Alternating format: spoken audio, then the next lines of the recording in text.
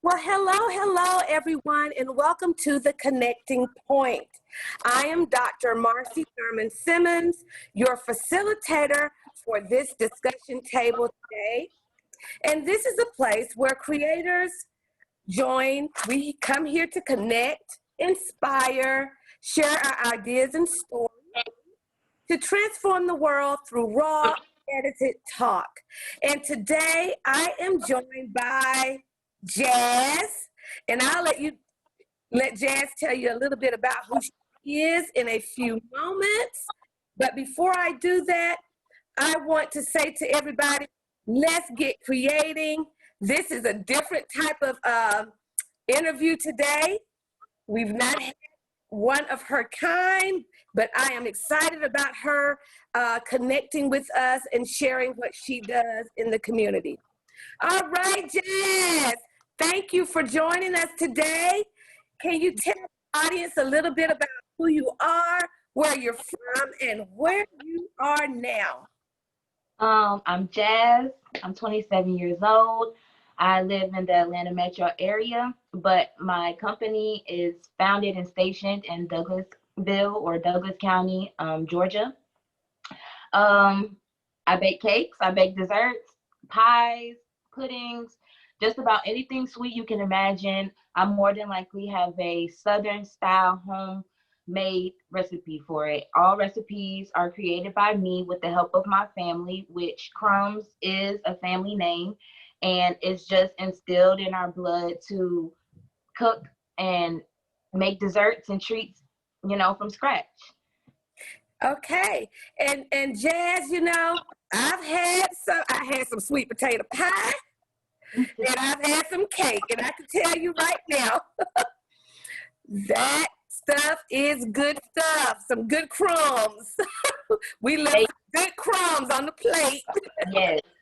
As we partook of it. Now, I always have to tell Jazz how I am connected with the person that's on this platform. So I will say that Jazz, she has a lot of gifts and talents, a lot of them. She only mentioned one. Okay, she's also a dancer, and I guess my camera, I see I'm getting dark, but it's okay. The sun is going down, that's why I'm getting a little dark in the camera. But Jazz is a dancer too, and she's done many things to fall into this now baking experience that she has. And Jazz, I will say this, is the product of two dear people that played a very important role in my life. They are Cassandra and Bishop Crum of Douglasville, and they actually opened their doors to me when I was trying to get my feet off the ground as a creator with teaching piano and voice. And they also have a business here, which is a school, Victorious Kids Academy. So this is the connection that we have. I've known Jazz for quite some time now, and her family, and they are very unique, creative, loving, and kind people.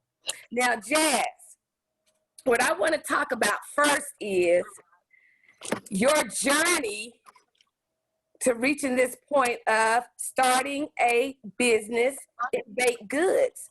Can you tell everyone a little bit about where you started? It didn't start with baked goods. Where did your creative vision start as a young person? My creative vision started way before I could even really talk or write, in sentences. I've always been a very imaginative person or child, since we're talking about past tense. But yes, I've always been very creative and adventurous and wanted to put what's in my mind in reality. Mm-hmm. I can say, though, to put a date on it or a timestamp, I started my dance company as Jazz Dream Creators, which then turned into the Baker Factory at 17. And I had my own dance company. I had about a good 50 to 60 girls that I was mentoring and teaching ballet, hip hop, and basic tap and things like that. at a young age. Mm-hmm. And then when I was in school, so 17, I wanted my own birthday party. I wanted a big grand birthday party because I didn't have one when I was 16. But my parents, the amount of money that it was going to cost, they were like, well, if you want a party, you're going to have to pay for it yourself. So I was like, why? But, you know, it is what it is. So they kind of got me started with thinking and brainstorming, okay, what is the way that I can, at 17, not really able to get a job like that in the amount of time that I had to raise money for my own party. So my Aunt Christine has a really, really, really good red velvet cake. Every time she brings it to the family reunion, it's gone in like 0.5 seconds. And it's Wow. just like nobody, I've never tasted a red velvet cake like hers. Hers ended up being my favorite. And now I would try red velvet cakes here and there, and they just did not compare to my Aunt Christine's. So I asked her one day, and I was like, Auntie Christine, like, can I have the recipe to your red velvet cake? And she's like, yeah, sure. So she gave me the recipe. I made a cake and I let people sample it, and everybody was like, oh my gosh, this is it. But the thing about my Auntie Christine's recipe, I tweaked it a little bit. Not saying that mine is better than hers. Nobody tops Auntie Christine at all. I would never say that. But I tweaked it myself so that I wouldn't have to say, oh yeah, this is my Auntie Christine. I wanted it to be my own. Mm-hmm. So I tweaked it a little bit, and I had people try it, and they were like, yeah, this is really good. You should sell it. So I started selling cakes, chips, little Capri-Suns, cookies. I was baking cookies. I was baking brownies, and I would go to school and sell it so that I could raise money. So it ended up panning out really well. But even then at 17, I didn't know that this is what I was going to do 10 years later as a career.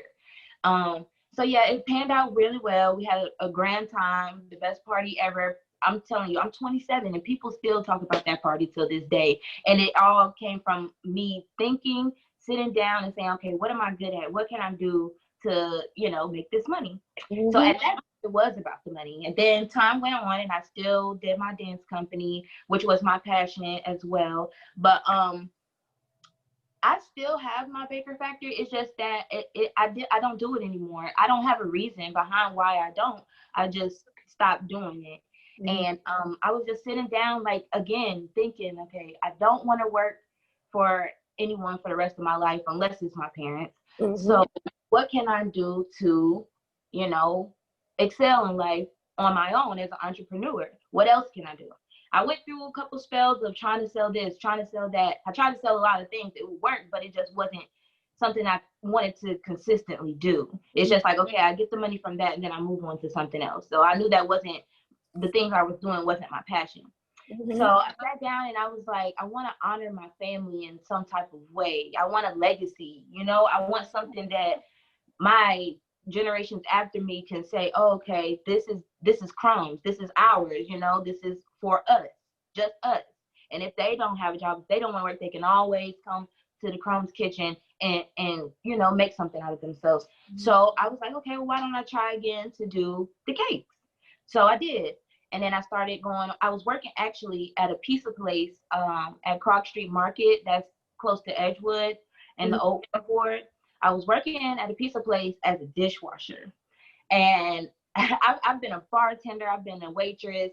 I've probably done everything in I remember your mom telling me that. She said, Jasmine, she's this now, she's that now. Yes, I've probably done just about any and everything.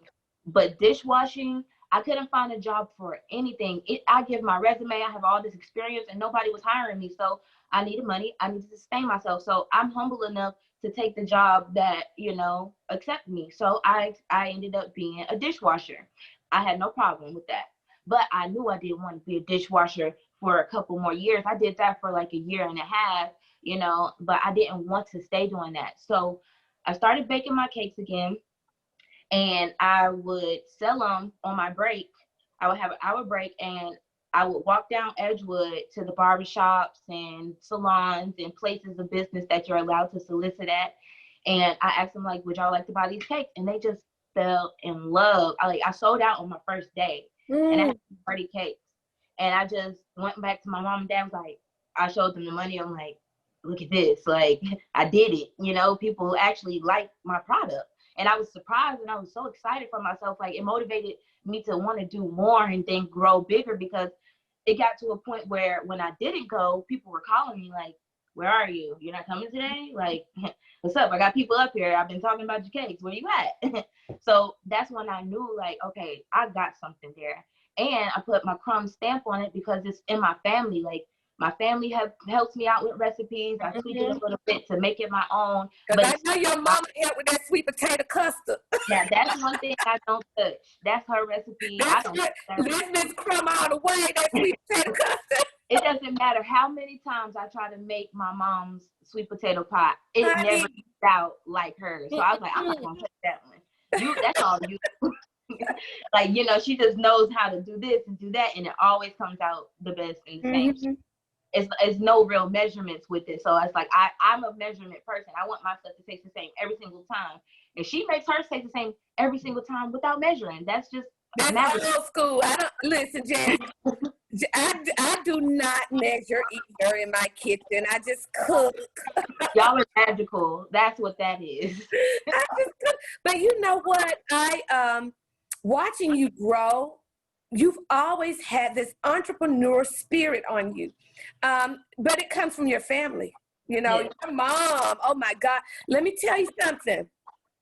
That lady was such a dear heart to me, and she still is. I watched her work day and night. She barely got sleep, Jasmine. I know that. But she worked day and night to form the Victorious Kids Academy. Right. And I remember having many conversations with her about the direction that I needed to go in. And she also told me one day, she said, you know what? You are such a giving person like me, but you're going to have to charge these people. Because, see, my passion, I loved working with the children, teaching music. So I would just give stuff, you know, give my time away, go buy the books for the children. And one day she said, listen here, I did that. You're going to have to make these people invest in something. Right. So that they can appreciate it. I will never forget her telling me that. And she opened her doors up to me when she didn't have to. You know, I knew it was God led because I went straight to her. She didn't know me from Adam. I went to that building. I saw a school in my community, and I said, can I come here and teach piano and voice? She never said no. It was like an immediate yes. And we connected. And so you've had this entrepreneur spirit, and not to mention your daddy. I love him too. Bishop Crumb. He is so funny. You know? So, but I'm just listening to you talk about the journey you had to get to where you are now. And I'm thinking even about what you titled your dance group, the Baker Factory. It's just like it was little hints. It was already. Yes. God was orchestrating that whole thing, Jasmine. He really was orchestrating the whole thing. And that's what I want our young people to understand. You might take different, you know, journeys to get there, but you're going to get to your purpose if you're working and seeking, you know, to do it. It looks like to me, you've always been seeking something to better yourself. You always knew within you that there was something more. And I think that's when we know what our purpose is. When you can sit down and say, you know, I'm doing this, but it's something inside of me just saying, it's more to this. It's more to this. And I am so proud of you because you've tapped into it now. Yes. You're dead smack, as I say, in the middle of your purpose and calling.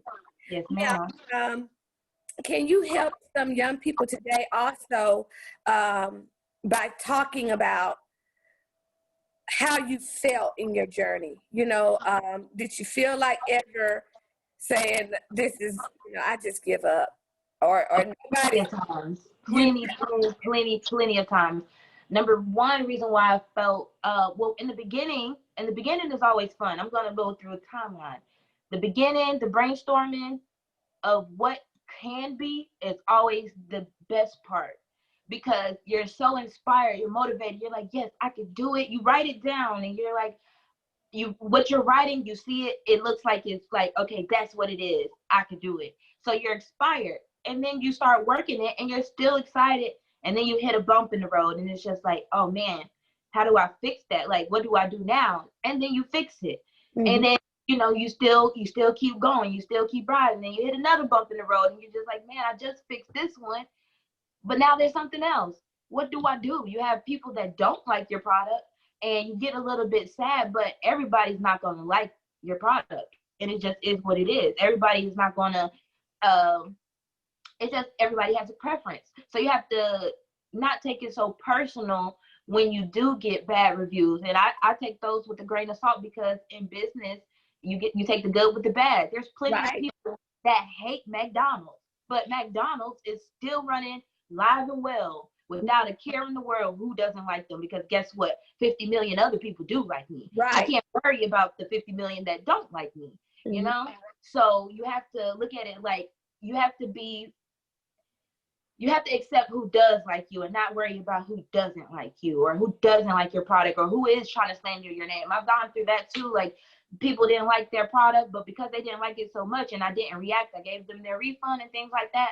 They wanted a reaction out of me to be so sad and down on myself, but I wasn't, and I kept going, and they slandered me all over social media. And you know how social media gets, people love negative attention, so it was bringing negativity to my page, and it was just like, that was like very, very hard for me. Like, I'm sitting on the screen acting like I don't care, but behind is like, man, I'm crying to myself, like, I worked so hard on this and I put my all in it just for it to be mushed in my face. So I went through that. But what came out of that, because I didn't react in revenge and spitefulness to say, okay, well, they don't like me, well, I'm going to say something bad about them. I didn't let that get to me. Good. The next day, because I think I was being tested on how I'm going to, if this is what you want, how bad do you want it? Are you going to quit now because people don't like you and everybody's coming at you with bad reviews and da-da-da-da? How are you going to fix this? So the next day, literally that next morning, it was the unicorn cake. I got like 10 more inquiries about a unicorn cake. So the money that I gave back, I made it right back the next day, you know? And it was just like, that's like a testimony in itself, because it's like, I could have easily just blocked everybody, didn't let nobody see what was going on. It's still there to this day. I let everybody see what I was going through, because I'm not trying to hide the downside to business. Whoever is watching my social media, they can say, oh, she did this, but guess what? She's still going. She's still going. She didn't let that get her down. I don't know who I'm inspiring. I don't know who I'm motivating. You know, so if I would have quit then, they'd be like, oh, she wasn't about nothing. You know, she just was in this for this and that. Now she can't handle the pressure. Oh no, bring that heat, baby. There you go. That's gonna feel my fire. Territory. It's gonna make me work even harder. So I did, and I am self-taught. So there's things I still don't know, but it's still things I'm learning, and I take that with, you know, like everything in me to try to learn more and more and more. And then I have like people who see me trying to be better, and they'll give me tips. These are bakers that are high-end bakers that they don't have to give me free tips for anything, because you know now nothing is free. Right. And they're giving me free tips on how to make this look better, how to make with so much compassion, because they want to see me win. It's not like the people who have, you know, helped me, they never come to me like, yeah, girl, you shouldn't have did it like this. Like, they're not coming at me like with a snobby way, like, of how to do it, because I didn't know. You know how sometimes when you don't know something, they try to make you feel bad for not knowing it? Yes. They never came. So it's like these cake angels coming to me, trying to help me out, you know, in the nicest way possible. And I took that, and I'm still growing.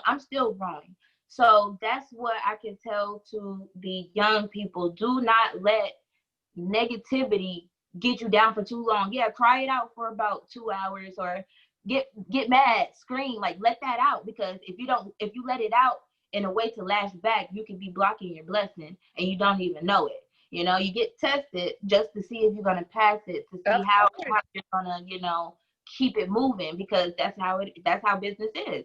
You can do your best. It can look the best, but somebody still won't like it. It is what it is. So I can say I've gotten overwhelmed a lot. And I also had a kiosk at Arbor Place Mall. I remember when you first started, I came there, I was so proud. I said, look at Jan. So that was like another level up that I felt like, okay, I'm making it. Mm-hmm. And now you get new bumps in the road. It's just like, it's just that I just advise that it doesn't matter what happens, good or bad. Don't stop when it gets great. Don't stop learning when it gets great. You know, keep learning, because something is going to slip you up. The obstacle is going to come in your way. It's just life. That's how it goes. And you got to be prepared for it. Or even if you're not prepared for it, you got to figure out how to, you know, find a solution afterwards. How can you make your client that you disappointed feel better? Or how can you accommodate them? And then once you accommodate them and they still aren't happy, now you just gonna have to wash your hands with it and keep it moving. That's so right. I just advise that y'all don't stop. Even when you get overwhelmed, keep going, you know, get out of that funk, you know, remember why you started, remember who you're doing it for, and make sure that you're doing it for yourself as well. Don't always be so quick to try to please everybody else. Like, do you like this? Do you like this? No, ask yourself, are you happy? Do you like this? Jazz, do you like this? Does this make you happy? You know, because if you're not happy, then it's no way you can really make others happy. Absolutely. So you have to make yourself happy before you make others happy. So that's how I feel about that situation. Well, you know, I am, you know, listening to you, and I listen to a lot of young people, and that seems to be the resounding thing that I'm hearing is there's, you know, some disappointments, but guess what? Anything God gives you, whether it's a word or a direction, it's going to be tried. You have to be tried by fire. It's going to be tried and tested. That comes with the territory. And guess what? It does not feel good. We've all had to go through that, and we're going to continue to go through that, because that's what gets you from level to level to level. In all aspects of your life, you will reach a point where it hurts. And then once you get past that, you reach another level. Now, if you don't pass the test, you're going to stay there until you pass it. And it causes you to really reflect on what you have to do as a creator, as an entrepreneur. It helps you grow, like Jasmine said. It helps you grow. Your growth comes through these challenges. Now, Jasmine, another thing I wanted to talk about, which I know for myself, the support, the family support you've had, the support from the community that you've had. Can you talk a little bit about the importance of support, okay, that also helped you to get over those funks that you had along the way? Well, it's to start, my family, the family that I have, because I'm blessed to have the family that I have, and it's unfortunate that some people would never be able to experience that. But I do hope that whoever isn't experiencing family support finds a support group for them, because they're your backbone. When you fall down, they're gonna push you back up to keep going. Like, as soon as you want to just lay there in it, they're gonna be like, nah, you got to keep going. You know, you can't let this. You can't dwell on what is wrong. You have to keep going. So my family support is very strong. They encouraged it. They definitely encouraged it. My mom gave me about $50 for me to go buy product. $50. And you had to do the rest. Yes, $50. Well, let me say about $100, because I had to buy the containers. So $50 for ingredients, $50 for the containers, and I made it back. You know, it only started with $100, but if somebody can invest in you, or if you can save your money, please do. Okay, because it will go a long way, a definitely long way. So my family is definitely always there for me, and I love them so much for that, because I could be out here by myself, and I can't even comment on how I would survive in business by myself. you And know? like you said, Jasmine, like you said, if you don't have an immediate family that way, there are other people who you can connect with who can be your support. My point being, everybody needs support. Yes, Everybody needs support. And if you yes. think you don't, you are sadly mistaken. You're going to need somebody. Need help, You need definitely. help. Don't get stuck in this whole self-made culture. I'm self-made. I did this by myself. I got it out the mud. Yeah, you could do all of that and still have support. You Yeah. know, you can still have people in your corner. Support isn't always monetary. Support is, you know, compliment, encouragement. Now that we're in social media age, reposting, commenting, liking, sharing, you know, that's support as well. Mhm. So you can't take support as somebody just not giving you something, you know, but if they're doing something, you know, to support your business, to show people, you know, who you are and your product and your services and things like that, then that's good. That's good too. Don't ever be ungrateful for what someone can give you. You know, as you were talking, I mentioned this in another interview I did recently, but I'm going to mention it again here. I was listening to a minister one day, and he said you need three kinds of people. One, doers. Those that will help you do something. They get their hands in there and they help you, you know, with their actions. Then you need donors. Those people who will donate financially. Everybody cannot donate financially. Hey, there's been moments I wanted to help somebody financially. I didn't have it, but I knew I could help them in some other way. I could do something. So if you're not a donor, then the next type of person is a door opener. Someone that opens doors for you. And one of those ways of opening doors for others is like Jasmine just said, you can tell somebody else about it, repost it, encourage those, because the people that are your friends on your page, they might be able to open another door. And when we're helping each other in that form, everybody gets blessed. Right. You help somebody, you're getting blessed, whether you're a doer, a donor, or a door opener. So those are the things that we need and the type of people that we need to be successful in whatever we're doing. Right. Now, Jasmine, the final thing I want to talk about is something that's very dear to me, and it's been on my heart for quite some time, especially with young people, knowing your identity and knowing who you are and the purpose that you're here. How important was it in your journey here for knowing who you are as an individual? Well, before Crumbs, I didn't know my true identity. I didn't know who I was. I was just so focused on trying to make it, but not on what my talents were. I didn't know what was inside of me. I just was thinking external rather than internal. Mm-hmm. So I got quiet. I got by myself. I locked myself in my room for about a month. You know, I only come out to do this and do that. I couldn't find a job. So now I'm discouraged, you know, because it's like I don't know what to do now. I don't know what I can do. You know, people aren't giving me a job. Why? And it's like that was the main focus on number one question. Why can't I get a job? You know, so many people that have less accolades or less experience than me are getting basic jobs at McDonald's. I couldn't even get a job at McDonald's. So that's right there when I knew I couldn't get something, I knew it was something else that I had to get. So I had to get quiet and I had to really sit down and think and brainstorm and read. I read a lot.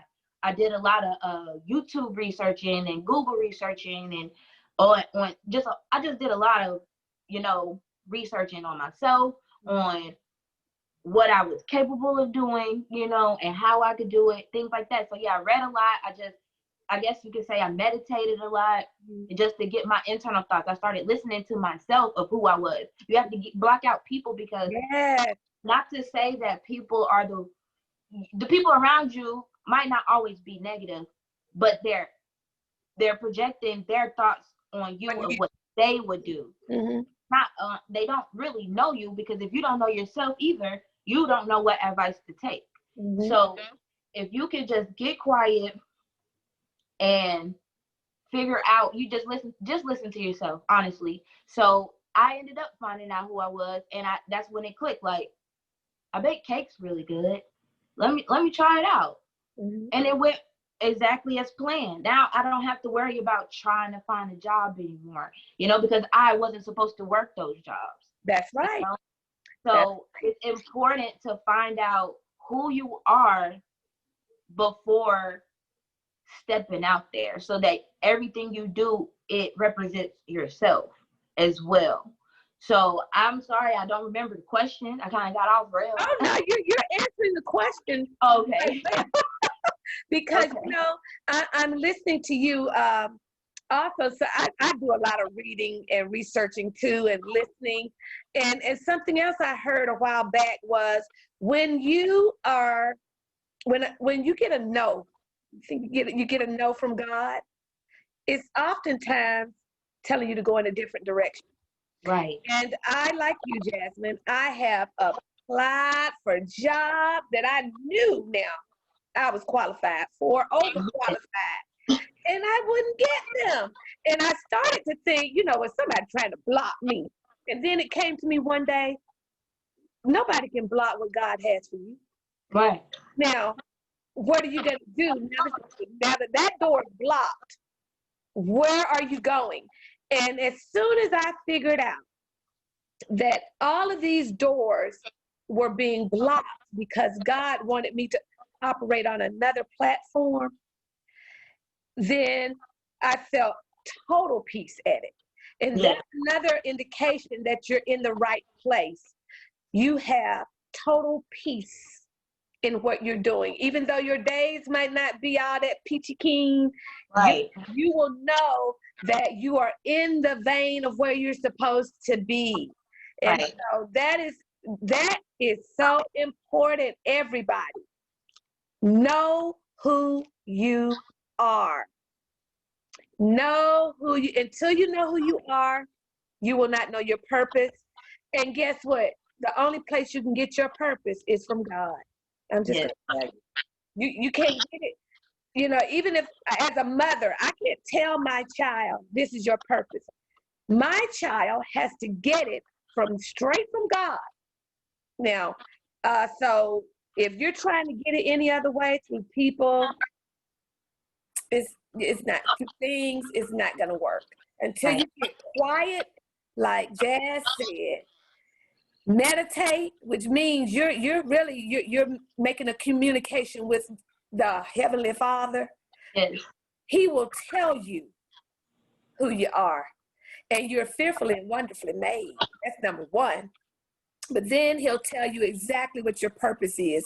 And once you know that, you can operate in this world to glorify him.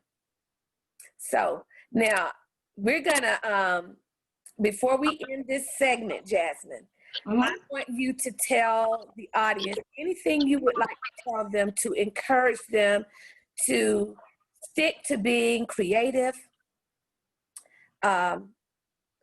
to make the world a better place. To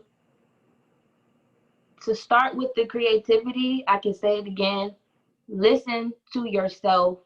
Before asking advice, write out every single thing you want to do, or draw out your whole entire plan. Don't always go to a secondhand source to see if what your thoughts and what your vision is acceptable. They can't see how you see. They don't see what you see. So make sure you stay steadfast and trusting yourself first. Yes, you might need advice on how to make things work, but however, your creativity is imaginative. Before a car was created, somebody thought it in their brain. I'm sure somebody was like, there's no way you can make 4 wheels and a big thing of steel drive down the road for 100 miles. Somebody probably told them that because they asked, But even if you do ask, you can listen, but you don't have to take that advice. You Right. keep doing what you're doing. You just get a second perspective. Perspectives are always good. Yeah. You want to see how everybody's thinking. And then once you get your whatever you're doing going, watch how their perspective change. And they might actually see your vision. Do not let people deter you from what you see. Now, how could it help your community? There are plenty of things that can help your community. Like sometimes I'll bake cakes and I'll go take it to the homeless.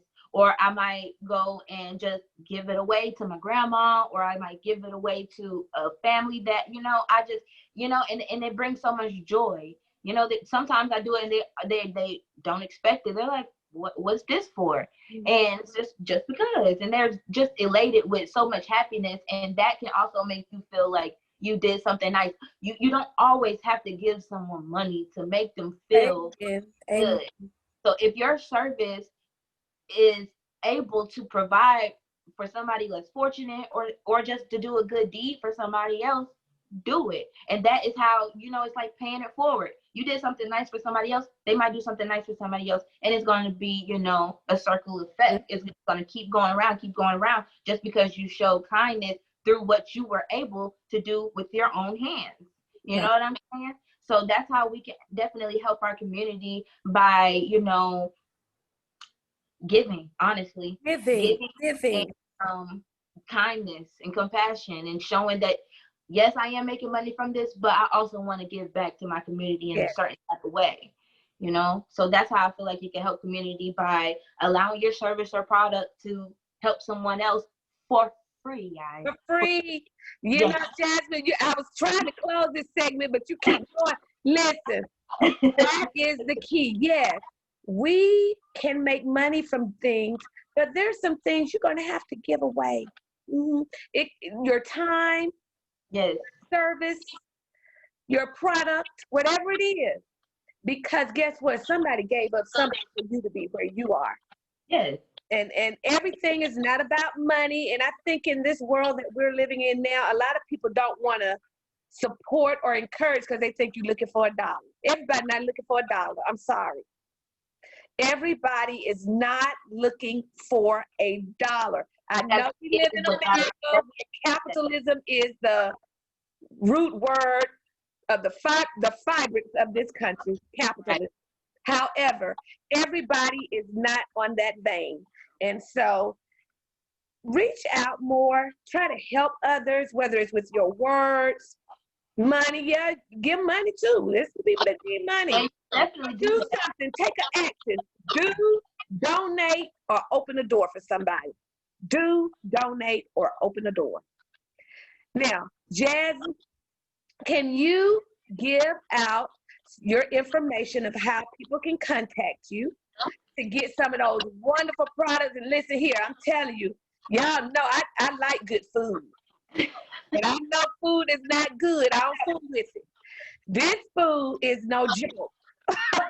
These baked goods are no joke. Now, if you trying to watch your weight, buy for somebody else. Because once you taste it, you're not gonna be able to eat just one. You're gonna eat it until there's crumbs. Also have gluten-free, sugar-free. Oh Lord. So there's no. Hey. Gluten-free, sugar-free. She has that too, but guess what? When I go get it, I want the real deal. I don't want gluten sugar-free.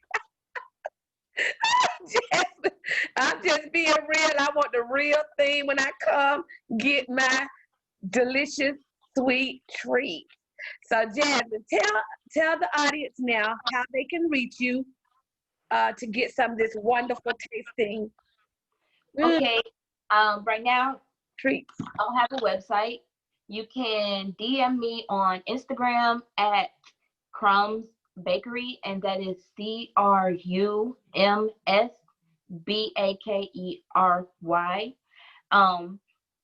No B. Crumbs with the B is not us. We're Crumbs without the B. CRUM. Yeah, sure. Get close so they can see the shirt. Okay, there it is. CRUM. Yes. Okay. So it will be Crumbs Bakery on Instagram, and you can DM me to put in an order, or you can hit the contact button on that page and call or text me and submit a picture of how you want your cake to be. Or if you just want some cupcakes and nothing too fancy, I do that as well. And if you are not in Atlanta, we also have a location in DC. And we have an Instagram we just made, which is Crumbs Bakery DC. So hopefully I'll be able to put one in almost every state. But right now, our mother store is, well, I don't have a store yet, but it's coming. So I'm going to say that. Our mother store, call it that. The mother store. Go ahead. Our mother store is here in Douglasville, Georgia, but I am mobile. I do deliver in Atlanta metro area. And then we also have a location in downtown DC. My brother also helps me out. He also has his own gourmet cooking company called Immerse DC, and it's in our blood. My brother cooks to the gods. Like it's in our blood. So my brother cooks the food. I do the desserts, but he also knows how to do desserts. So if you are in the DC area, go ahead and put in your order, and he will be sure to make that happen. Yeah, and I'm glad you mentioned artists. He went to school for culinary arts, y'all. Yes. You want gourmet. Yes. Talk about your mama's soul food kitchen.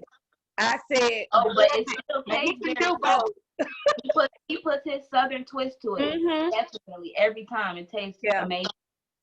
Jazz, I'm so proud of y'all. Thank you. Because I've seen it evolve. I mean, what can you say? Keep walking in it. You are going global. I will speak that. Ooh, global. Yes, you're going global, because guess what? This is global, this platform. So anything attached to it, I prayed about anything attached to it. It's thank you so much. And everyone, if you want to be a part of the Connecting Point, we have a Connecting Point group on Facebook. Look for it. It's called Connecting Point for Creators. Also, you can reach out to me if you'd like to do one of these interviews. You can reach out at integrativeartscreations.com, or you can email me at integrativearts@att.net. We also have an Instagram, Integrative Arts. Okay, so any one of those avenues, you can take it to reach out to us as well. Thank you, and we will see you all next week. Bye-bye.